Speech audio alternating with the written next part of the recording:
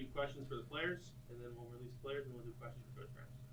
Yeah, I think it was, a really hard fought game by Stonehill.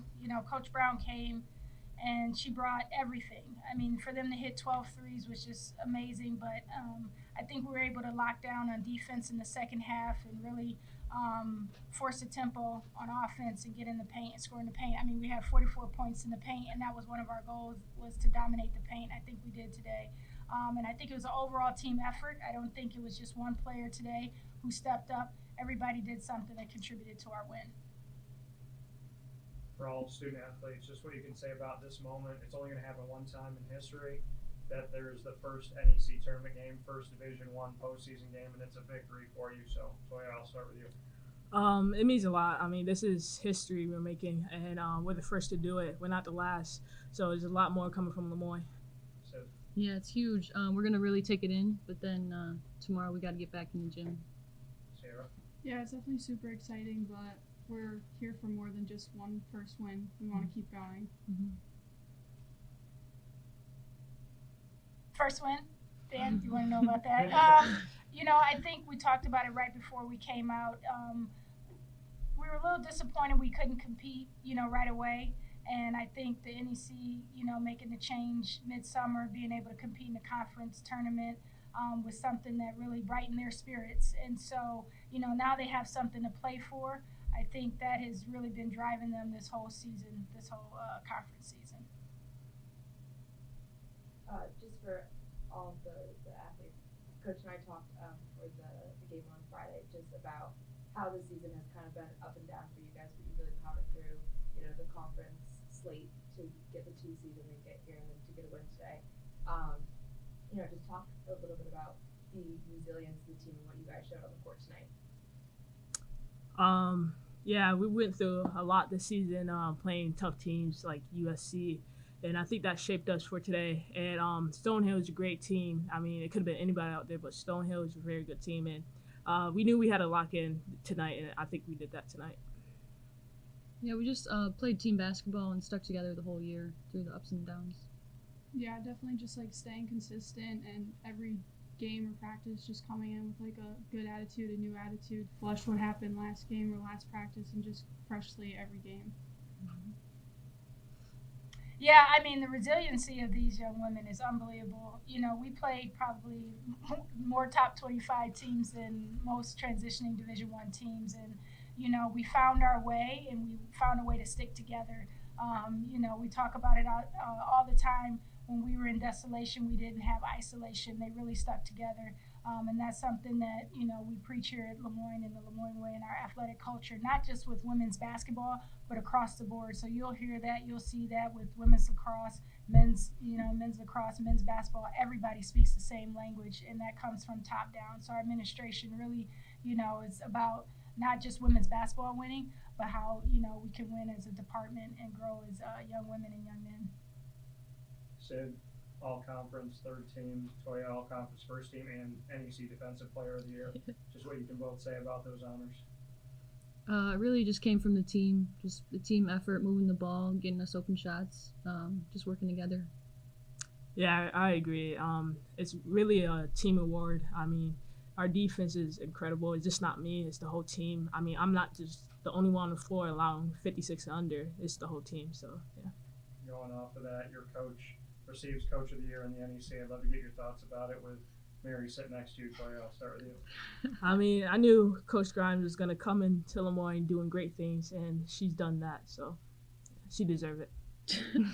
She definitely deserves it. She puts in the work and watches tons of film, and she just knows the game so well. Sierra. Yeah, definitely. I think it just shows how well we really are because we would not be here where we are if we didn't have a good coach leading us. Mary, your thoughts on getting that honor? I mean, you all know it's really a team award. I didn't make any shots, so I think it just really shows our growth throughout the season as a team. The conversations that we have now are a lot different than the conversations we had at the beginning of the year. And probably about halfway through, I think I took my brain and put it in theirs, and that's why it translated well. I mean, Toya's calling offensive plays, defensive plays. Kaya's out there being a leader, and that, comes from me. but for them to pick it up and embrace it and understand it, sometimes in practice, I just, let them go, and I've empowered them to be that way. So, kudos to me, but more kudos to the team. Coach, what was your reaction today when you got the news about Coach of the Year? I mean, I was surprised, truly, because, Sacred Heart's got a great coach. FDU's got a great coach. I mean, I feel like it was neck and neck. And so, when Bob told me, I was thrilled with the news that, I was, recognized by my peers. There's some great coaches in this conference, and for them to, acknowledge that we've done a great job here was awesome. We weren't surprised. Coach mentioned that you guys, obviously take it one game at a time. That's how you're able to, have so much success this season. What do you, first reactions, think that you guys did well tonight that you can kind of bring into the next game? They get this question every day at practice, so it is, what do we do well, what do we got to get better at? So it's not anything new. I think that we did a good job of not trying to force anything, kind of just letting the game come to us. Like, as Coach said, I think we had 44 points in the paint. So I think that just shows that we don't have to just be shooting, we can get it in the paint, drive, attack, get foul shots. So I think just letting the game come to us and not forcing anything definitely helped a lot. Just putting the pressure on them on defense. Emily had a few nice steals at the end, just getting in there and putting in the effort. Yeah, I agree with C. I thought we did it well with sharing the ball, and then also on defense, we stayed disciplined. Second half, we knew they would knock it down threes, so we tried to run them off the line. So I think we did well with that. Yeah, I think we adjusted well. Things we talked about at halftime as far as what we were doing in our zone. We were able to execute that in the second half. And, basketball is a game of adjustments. And so, I say, hey, we're going to adjust here to guard the three, and they were able to execute that defensively. Mary, you mentioned this season obviously has tested the team, and you had a strong non-conference schedule, played teams in the top 5, top 10 in the nation to get to where you are today. Just what it says about how this team has endured the adversity, grown from that, and arguably playing your best basketball right now. Yeah, I'm a parent. You tell your kids, hey, this is going to be tough. Traveling is going to be tough, getting on an airplane. But until they experience it, I don't think that they really understood. So as much as I could prepare them for the travel, that was a big time challenge for us as well, because we hadn't gotten on planes. We had people who weren't traveling on airplanes before. It's first time ever. So that adversity, not alone, playing top teams was unbelievable. But, they just grew. They grew, and, they embraced it. They took, like we say, one challenge at a time, one day at a time, and that's why we were able to get to where we are today. So, what can you say about where this team is right now? I think we still have a lot more to do. This is just one game. We still have to play 2 other games, so I think we have to grow every day. Yeah, just focusing on the next game, getting in the work in the gym. Yeah, just staying locked in and being consistent.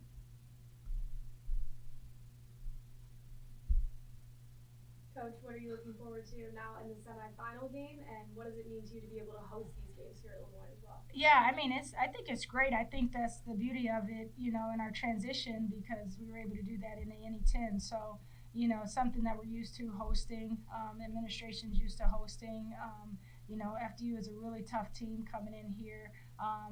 And we've been to some amazing gyms this year. We've been to Richmond, historically USC is amazing. But I will tell you, if you ask all these players or even the rest of the team what their favorite gym to play in, it's right here at Moyne. And, it's nothing like being at home with the community support. Beeville Band was unbelievable tonight.